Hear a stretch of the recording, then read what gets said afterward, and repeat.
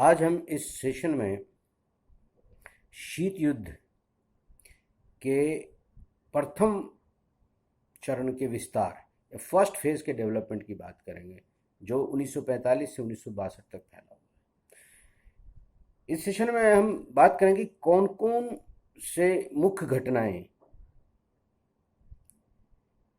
इस काल में हुई जिसने शीत युद्ध को बनाए रखा, बना ही नहीं रखा बल्कि शीत युद्ध को चरमोत्कर्ष पर पहुंचाया। और जो है इस काल में दोनों महाशक्तियां लगातार कई फ्रंट पर कई माध्यम से एक दूसरे के सामने आती रही। तो 1945 से लेकर के 1962 के बीच कौन कौन सी मुख्य घटनाएं शीत युद्ध के अंतर्गत होती है, इसकी चर्चा करें। चर्चा की शुरुआत हम 1945 जो अगस्त 1945 जब द्वितीय विश्व युद्ध समाप्त हो गया और सोवियत संघ और संयुक्त राज्य अमेरिका ये दोनों जो मिलकर के द्वितीय विश्व युद्ध में सम्मिलित थे और जर्मनी, इटली और जापान के विरुद्ध लड़ रहे थे, अचानक ही एक दूसरे के प्रतिद्वंदी हो गए। पहली घटना जहाँ से हमें इन दोनों के प्रतिद्वंदिता की झलक मिलती है वह है अमेरिका के द्वारा ट्रूमैन सिद्धांत का प्रतिपादन। ट्रूमैन सिद्धांत दरअसल संयुक्त राज्य अमेरिका द्वारा अंतर्राष्ट्रीय स्तर पर सक्रिय भूमिका निभाने की घोषणा थी, का शंखनाद था। उन्होंने इस सिद्धांत के माध्यम से सोवियत संघ को या संसार को यह बता दिया कि अब वह अंतर्राष्ट्रीय व्यवस्था में प्रमुख भूमिका निभाने के लिए तैयार है। ट्रूमैन सिद्धांत के माध्यम से दरअसल उन्होंने सोवियत संघ को संदेश दिया है कि अब सोवियत संघ के द्वारा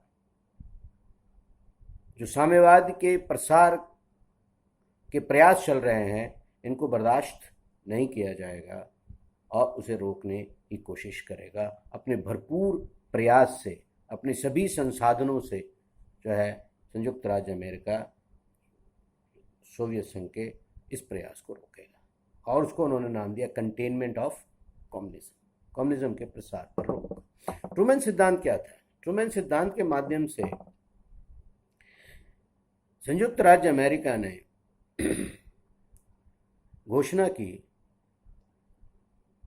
कि ग्रीस और तुर्की दो राज्य के लिए उन्होंने $400 मिलियन की सहायता स्वीकार की। सहायता किस लिए? इन दोनों ही देशों में साम्यवादी गुटों के द्वारा सत्ताधारी व्यवस्था के विरुद्ध आंदोलन चला रहे थे और उस सत्ता को गिरा करके अपनी सत्ता स्थापित करना चाह रहे थे। और इन दोनों ही देशों में साम्यवादी गुटों के पीछे सोवियत संघ की सहमति थी या सोवियत संघ का समर्थन था।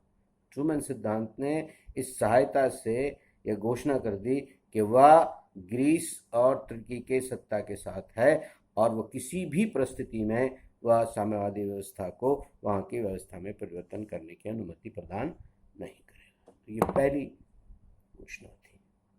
इसी के बाद 1947 में मार्शल योजना की घोषणा की जाती है। मार्शल योजना एक वृहद प्रोग्राम था। हम सभी जानते हैं कि द्वितीय विश्व युद्ध में पश्चिम यूरोप के सभी देश पूरी तरह से आर्थिक रूप से बर्बाद हो गए थे और इस परिस्थिति में बहुत स्वाभाविक था कि वहाँ के जो साम्यवादी दल हैं, साम्यवादी गुट है, वो वहाँ सत्ता प्राप्ति का प्रयास करें, लोगों को भ्रमित करके, लोगों के असंतोष का फ़ायदा उठा करके वहाँ सत्ता में आने का प्रयास करता है। लेकिन ऐसे किसी भी संभावना को समाप्त करने के लिए अमेरिका द्वारा मार्शल योजना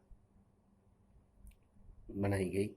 मार्शल योजना की शुरुआत की गई जिसके अंतर्गत पूरे यूरोप के देशों के लिए हालांकि तो योजना थी, लेकिन मुख्य रूप से वह उन देशों के लिए योजना थी जो अमेरिका के साथ थे और उनके आर्थिक पुनर्निर्माण के लिए उन्होंने व्यापक आर्थिक सहायता इसमें देने की घोषणा की और उन्होंने वहाँ के अर्थव्यवस्था को दोबारा से निर्मित करने का प्रयास किया। ये आर्थिक जो है इस स्तर पर आर्थिक आयाम योजनाएं थी, इकोनॉमिक फ्रंट पर रिकंस्ट्रक्ट करने की बात थी। दूसरी तरफ इन राज्यों, अमेरिका के साथ जो ये राज्य थे, इन सभी को मिलाकर के उनको सैनिक सुरक्षा, सामरिक सुरक्षा, राजनीतिक सुरक्षा की जहां तक बात थी, इनको सुनिश्चित करने के लिए संयुक्त राज्य अमेरिका ने एक अलायंस किया जिसका नाम था नेटो, आज भी प्रचलित है, नॉर्थ अटलांटिक ट्रीटी ऑर्गेनाइजेशन, जिसमें अमेरिका और पश्चिमी यूरोप और ऑस्ट्रेलिया जैसे राज्य सम्मिलित किए गए। इसकी प्रतिक्रिया में सोवियत संघ ने भी दो प्रकार के योजनाओं को उन्होंने सामने रखा। पहला था मोल्टोव योजना। ये ठीक उन पश्चिमी देशों के द्वारा मार्शल योजना का जवाब था, जिसके माध्यम से सोवियत संघ ने अपने समर्थित समाजवादी राष्ट्र, जो मुख्य रूप से सोवियत संघ और ईस्टर्न यूरोप के जो देश थे, जिसमें उन्होंने अपनी सत्ता स्थापित की थी, मुख्य रूप से हंगरी, यूगोस्लाविया, रोमानिया, चेकोस्लोवाकिया, जो है ईस्टर्न जर्मनी इत्यादि सम्मिलित थे। और इन सभी राष्ट्रों को मिलाकर एक सामरिक या सैनिक और राजनीतिक संगठन बनाने के लिए उन्होंने वार्सा पैक्ट जैसी योजना को लोगों के सामने रखा। तो इस प्रकार से ये पहली महत्वपूर्ण घटना थी जो यूरोप में घट रही थी, और यूरोप ही जो है उस समय शीत युद्ध का केंद्र था। प्रथम शीत युद्ध का केंद्र यूरोप ही बना। तो इस तरह की योजनाओं से जो है ये चीज़ें बिल्कुल रेखांकित हो रही थी, स्थापित हो रही थी। इन सभी घटनाओं को और तीव्रता मिली कब? जब जर्मनी की समस्या सामने आई। शीत युद्ध, द्वितीय विश्व युद्ध के दौरान ही दोनों महाशक्तियों के बीच लगभग ये समझौता हो गया था सैद्धांतिक रूप से कि युद्ध के बाद जो राज्य है, खास करके जर्मनी, उसको जो है सभी पार्टनर्स जो हैं वो खाली कर देंगे और वहाँ पर जो है एक प्रजातांत्रिक व्यवस्था का गठन किया जाएगा। लेकिन ऐसा नहीं हुआ। सोवियत संघ ने जिस क्षेत्र में कब्जा किया था उस क्षेत्र पर से पीछे हटने को वो तैयार नहीं हुआ, और इस तरह से अमेरिका, फ्रांस और ब्रिटेन ने जिस क्षेत्र में अपना आधिपत्य जमा रखा था, इस प्रकार से एक तरफ उन तीनों राज्यों के द्वारा जो आधिपत्य का क्षेत्र था जर्मनी का, उसको मिलाकर के एक अलग राज्य बनाया गया, और सोवियत संघ के प्रभाव वाले क्षेत्र को एक अलग राज्य बनाया गया। सोवियत संघ के प्रभाव वाले राज्य को ईस्ट जर्मनी या पूर्वी जर्मनी, और अमेरिका, ब्रिटेन और फ्रांस के आधिपत्य वाले क्षेत्र को पश्चिमी जर्मनी का नाम दिया गया। इस तरह से जर्मनी दो भागों में बट गया, एक साम्यवादी जर्मनी और एक फेडरल रिपब्लिक ऑफ जर्मनी, एक जर्मन डेमोक्रेटिक रिपब्लिक। दो जर्मनी का विभाजन हो गया। ये शीत युद्ध की एक तीव्रता थी कि दोनों महाशक्तियों ने अपने अपने प्रभाव क्षेत्र में अपने अपने जो है समर्थन वाले राजनीतिक व्यवस्था को पदस्थापित किया, और इस तरह से जर्मनी दो भागों में बट गया। केवल जर्मनी बटा ही नहीं, बल्कि जर्मनी में दोनों ही तरफ की सेनाएं आमने सामने लगा दी गई। और एक और घटना हुई जिसको कहते हैं बर्लिन की नाकेबंदी, जिसने दोनों ही प्रतिद्वंदियों को आमने सामने खड़ा कर दिया। अंतर्राष्ट्रीय जगत में बर्लिन की नाकाबंदी जो है एक महत्वपूर्ण घटना थी, जिसने पूरे संसार में जो है उस समय तृतीय विश्व युद्ध की आहट को सुनने का काम किया था। तो बर्लिन की नाकाबंदी किसने की? सोवियत संघ ने बर्लिन की नाकाबंदी कर दी, चूंकि बर्लिन के उस क्षेत्र, और इस प्रकार से बर्लिन के उस क्षेत्र में अमेरिका और अमेरिका के समर्थित लोगों को जाने से मना मना कर दिया। जो जो जो सोवियत संघ के नियंत्रण वाले क्षेत्र से होकर के जाना था, और इस प्रकार से वो अपने क्षेत्र के लोगों को या अपने क्षेत्र को सुविधा पहुंचाने के लिए अमेरिका ने संसार की सबसे बड़ी जो है हवाई जो है सेवा शुरू की। तो इस प्रकार से जर्मनी एक बड़ी समस्या थी, और जो दोनों ही महाशक्तियों के बीच शीत युद्ध का एक प्रमुख कारण थी। इसके पश्चात शीत युद्ध यूरोप से बाहर निकलता है और उसके बाद एशिया में प्रवेश करता है। एशिया में जो सबसे प्रमुख घटना पहले घटी वो थी कोरिया क्राइसिस, कोरिया का संकट। कोरिया का संकट क्या था? कोरिया भी विश्व युद्ध का दुष्परिणाम झेल रहा था। कोरिया जो पहले एक कंट्री था, अब दो भागों में बट गया था। एक नॉर्थ कोरिया जो सोवियत संघ और चीन के प्रभाव में था, और साउथ कोरिया जो अमेरिका और पश्चिमी देशों के प्रभाव में था।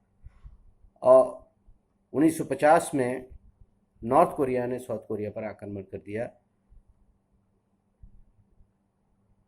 अमेरिका जो साउथ कोरिया का समर्थक था, उन्होंने इस मुद्दे को यूनाइटेड नेशंस, संयुक्त राष्ट्र संघ में उठाया, परंतु वहाँ पर के सिक्योरिटी काउंसिल में उठाया, परंतु वहाँ पर सोवियत संघ के वीटो ने इसे खारिज कर दिया। फिर जो है अमेरिका ने सोवियत संघ के जनरल असेंबली में इस मैटर को उठाया और यूनाइटिंग फॉर पीस रेजोल्यूशन पारित करा करके एक यूएन या संयुक्त राष्ट्र संघ के झंडे के नीचे एक अंतर्राष्ट्रीय सेना का निर्माण किया, जिसका नेतृत्व संयुक्त राज्य अमेरिका ने किया, और उसने जो है दक्षिणी कोरिया की सहायता की। 3 वर्ष के भीषण युद्ध के बाद जो है ये युद्ध समाप्त हुआ, समझौता हुआ, और फिर जो तो 3 वर्षों तक जो है यहाँ दोनों महाशक्तियाँ परोक्ष रूप से एक दूसरे के खिलाफ लड़ती रहीं, और ये जो है शीत युद्ध का एक महत्वपूर्ण पड़ाव था। एक और घटना जो एशिया से संबंधित ही है, शीत युद्ध वहाँ पहुँचा जिसको इंडो चाइना संकट कहते हैं। इंडो चाइना का जो बड़ा मुख्य रूप से वियतनाम, लाओस वाला जो क्षेत्र है, वो क्षेत्र है जहाँ पहले फ्रांस का आधिपत्य था। फ्रांस की स्थिति ऐसी नहीं थी कि वहाँ जो लोकल आंदोलन हो रहे थे उसका मुकाबला कर सके। उसकी सहायता के लिए अमेरिका पहुँचा, और जब अमेरिका पहुँचा तो अमेरिका लंबे समय तक जो है वो वियतनाम में के युद्ध में फंस गया। बड़े लंबे समय तक जो है यह शीत युद्ध का एक महत्वपूर्ण अड्डा बना रहा। एक और घटना जो है शीत युद्ध की इस काल में हुई वह है अरब इजराइल संकट। अरब इजराइल संकट हम सभी जानते हैं, 1948 में जो है इजराइल राज्य बना। फ़लस्तीन और उसके समर्थित देशों ने इसे स्वीकार नहीं किया, और संयुक्त रूप से वहीं से जो है युद्ध आरंभ हो गया। 1948 में ही यह अरब और इजराइल के बीच युद्ध हुआ, जहाँ पहली बार जो है दोनों महाशक्तियों ने दो विरोधी देशों का साथ दिया, समझौता हुआ। उसके बाद पुनः वहाँ 1956 में फिर से फ्रांस, इजराइल की सेना ने मिलकर के वहाँ मिस्र पर आक्रमण किया, परंतु यहाँ पर फिर से महाशक्तियों ने इंटरवीन किया और फिर वहाँ पर जो है समझौता हुआ। 1900 फिर जाकर के 1967 में अरब इजराइल युद्ध होता है। और इस तरह से अरब इजराइल युद्ध जब भी हो रहा है तब भी दोनों महाशक्तियाँ एक दूसरे के दो पक्षों में, दोनों के तरफ से एक प्रॉक्सी वार कर रही होती हैं और कर रही हो रही थी, और इस प्रकार से ये शीत युद्ध का एक बड़ा पॉइंट रहा है। उसके बाद 1962 में सबसे महत्वपूर्ण घटना घटती है। उससे पहले 1961 में एक घटना घटती है कि सोवियत संघ के द्वारा अमेरिका के एक जासूसी जहाज को मार गिराया जाता है। इस जासूसी जहाज के मार गिराए जाने से दोनों महाशक्तियों के बीच तनाव बढ़ जाता है। सोवियत संघ का यह मानना था कि जो है लगातार अमेरिका उसकी जासूसी करने की कोशिश कर रहा है। दूसरी ओर संयुक्त राज्य अमेरिका का कहना है कि वो ऐसा करने के लिए बाध्य है, ऐसा करने के लिए, ऐसा करना उसके लिए ज़रूरी है, क्योंकि उन्हें ये जानना ज़रूरी है कि वहाँ क्या हो रहा है। अंतर्राष्ट्रीय शांति के लिए जो खतरे हैं उसको जानना उनके लिए ज़रूरी है। इसी दौरान एक बड़ा संकट और आता है, और वह है क्यूबा संकट। क्यूबा संकट का मामला है कि क्यूबा एक कम्युनिस्ट कंट्री है जो नॉर्थ अमेरिका में सोवियत संघ के बिल्कुल सामने स्थित है। सोवियत संघ का ये प्लान है कि वहाँ पर जो है सोवियत संघ की मिसाइलें लगाई जाएं ताकि उनकी सुरक्षा को सुनिश्चित किया जा सके, और इसी उद्देश्य से जो है सोवियत संघ के जो जहाज़ हैं या युद्धपोत हैं वो कोरिया की तरफ बढ़ते हैं उनकी सुरक्षा के लिए। अमेरिका को पहले से आभास था, और इसीलिए उन्होंने जो कोरिया की नाकेबंदी कर दी, कोरिया को घेर लिया। तो एक तरफ कोरिया को अमेरिका के द्वारा घेर लिया जाना और सोवियत संघ के युद्धपोत का निरंतर उसकी तरफ बढ़ते जाना लगभग तृतीय विश्व युद्ध की आहट थी। लोगों को लगने लगा था, लोगों ने सांस बांध करके ये इंतज़ार करना प्रारंभ कर दिया था कि कब तृतीय विश्व आरंभ होता। और हम सभी जानते हैं कि तृतीय विश्व युद्ध जब होगा तो संपूर्ण जो है धरती नष्ट हो जाएगी, संपूर्ण संसार नष्ट हो जाएगा, और फिर से हम जो है पुरानी पाषाण युग की सभ्यता में लौट जाएंगे। तो ये आहट लोगों को मिलने लगी, लेकिन अंतिम समय में, बिल्कुल अंतिम क्षण में जो है सैनिटी प्रिवेल्ड और दोनों पक्षों के बीच समझौता हुआ, और इस प्रकार जो है सोवियत संघ ने अपने युद्धपोत को वापस बुला लिया, और अमेरिका ने जो है क्यूबा की सुरक्षा को सुनिश्चित करने का जो वादा किया, और इस प्रकार से ये संकट टला। 1962 के क्यूबा संकट ने दोनों महाशक्तियों को एहसास करा दिया था कि यदि हम इसी प्रकार से इस तनाव के माहौल में जीते रहे तो हमें किसी भी दिन इसका भुगतान करना होगा, और इसीलिए इस एहसास ने ही कुछ अन्य जो है डेवलपमेंट के साथ इस एहसास ने यहाँ से करवट बदला और एक नए युग का प्रारंभ हुआ। इसकी चर्चा हम बाद